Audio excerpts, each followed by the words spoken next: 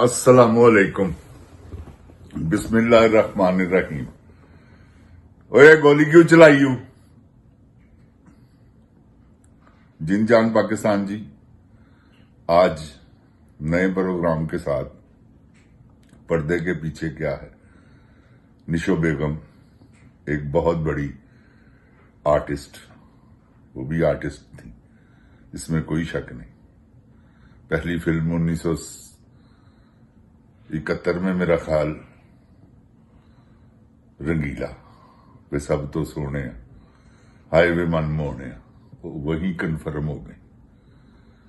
रंगीला साहब ने उनको इंट्रोड्यूस कराया, बस फिर उसके बाद निशो बेगम ने तमाम बड़े हीरोज थे जितने भी, मोहम्मद अली साहब, नदीम साहब, वहीद मुराद साहब, शाहिद साहब, गुलाम महीउद्दीन, सबके साथ बेशुमार फिल्में की।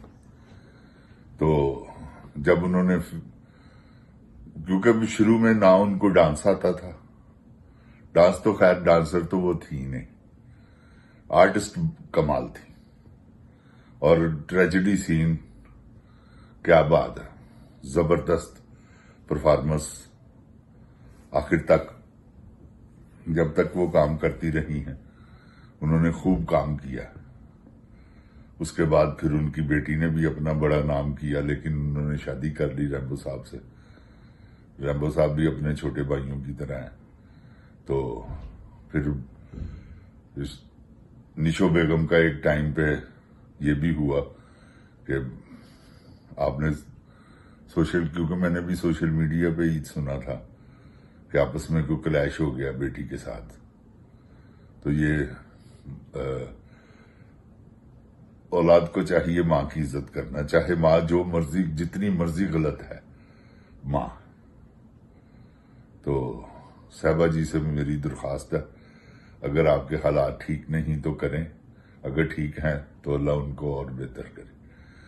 तो निशो बेगम ने जिन जान पाकिस्तान जी बड़े कमाल रोल किए हैं। यूसुफ खान साहब के साथ पंजाबी फिल्मों में हीरो, फिर हबीब साहब के साथ, तमाम हीरो जितने भी थे ना, सबके साथ काम किया। और एक उनकी खूबसूरत भी बहुत थी। एक ही पाकिस्तान में हीरोइन आई है जिनकी कल्ले पे डिंपल पड़ता था, तो उनकी गाल पे जो डिंपल पड़ता था वो उनकी खूबसूरती को चार चांद लगा देता था जब वो मुस्कुराती थी स्क्रीन पे।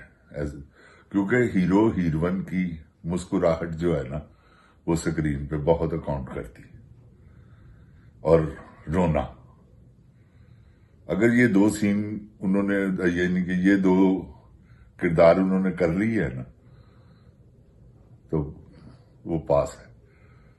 ये पक्की बात है जिन जान जी कि हंसते वक्त वो लगे कि हंस रहे हैं, हंस रहा है या हंस रही है, और रोने के सीन में लगे कि हाँ ये रो रहे हैं। मैं रंगीला साहब हालांकि कॉमेडी एक्टर थे, मगर उन्होंने ऐसी ऐसी ट्रेजेडी की है। यही पहली फिल्म उनकी रंगीला, क्या उन्होंने काम किया यार।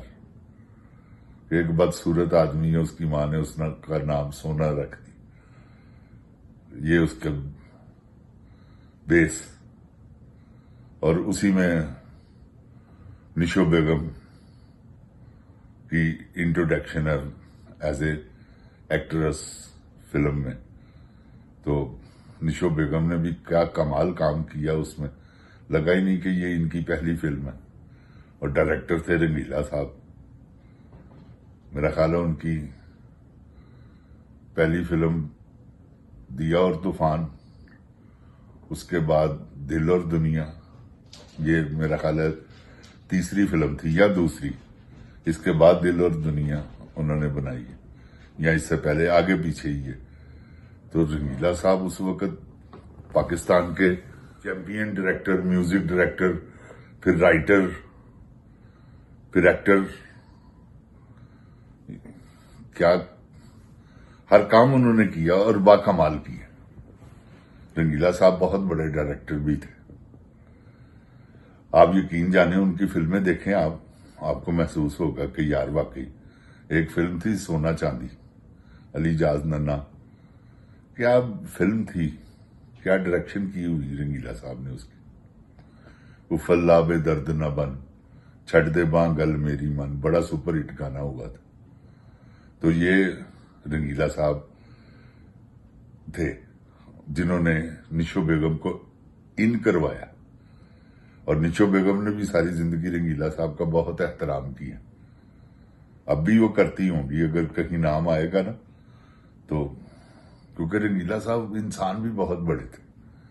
उन्होंने एक नहीं बहुत, साइका जी रंगीला साहब की इजाद, मेरे कहने का मतलब है रंगीला साहब को छोटे मोटे डायरेक्टर नहीं थे, साथ में उन्होंने नए एक्टरों को भी इंट्रोड्यूस कराया। और आप देखें, किसी को आप महसूस नहीं करेंगे कि ये पहली फिल्म में काम कर रहा है। आसिया जी, ये है रंगीला साहब।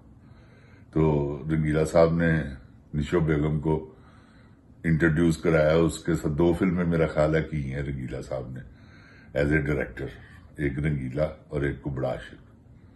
वो कुबड़ा आशिक शुरू के रन में तो, फर्स्ट रन में तो फेल हो गई, फ्लॉप हो गई, मगर आप यकीन जाने दूसरे सेकंड रन में वो लगी नासन में। पहले 2 सन्मों में लगी थी, रतन और गुलिस्तान में, तो ईद पे लगी थी, फ्लॉप हो गई थी। उसके बाद वो दोबारा लगी है क्योंकि म्यूजिक बहुत अच्छा था। ऐसा मैं कहता हूं हिट नई फिल्मों की तरह उसने बिजनेस किया। निशो बेगम, क्या मैं कहता हूं, तू हुस्न की देवी है, मैं हूं तेरा पुजारी, तारीफ करूं क्या तेरी, हर बात है प्यारी।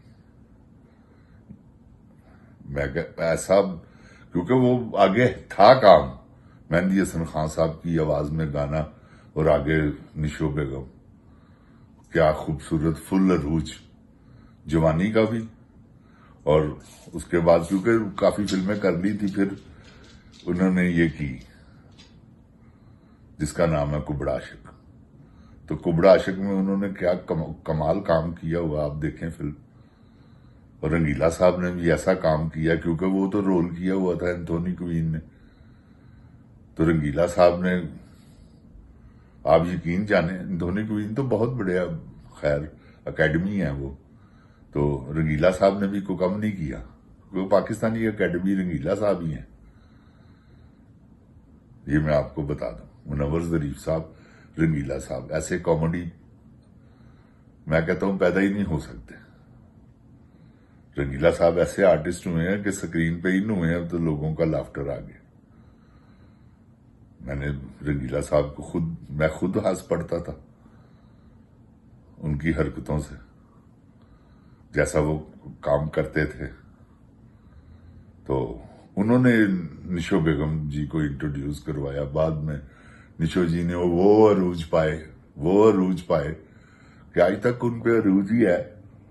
ठीक है, बुढ़ापा एक बजाते खुद बहुत बड़ा सवाल है, लेकिन जब इंसान जवान होता है तो बुढ़ापे का तो एहसास नहीं होता।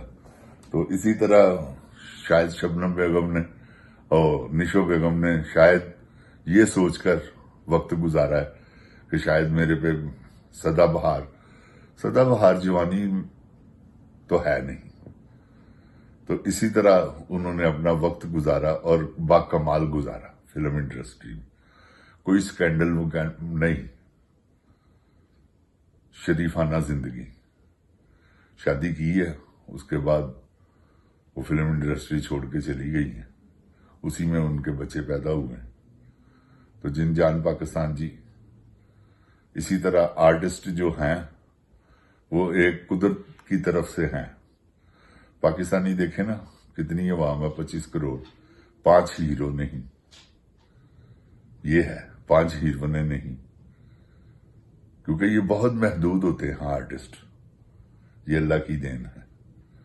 तो इसी के साथ अपने प्रोग्राम को खत्म करते हैं, और निशो बेगम के लिए दुआ गो हैं हम। आप भी उनको, अल्लाह अगर बीमार हैं तो सेहत दे, अगर सेहतमंद हैं तो अल्लाह उनको और सेहत अता करे। अस्सलामुअलैकुम जिनजान पाकिस्तान जी। इमरान खान जिंदाबाद, उसके चाहने वाले जिंदाबाद। ओए गोली क्यों चलाई यू? पाकिस्तान जिंदाबाद। अस्सलामुअलैकुम।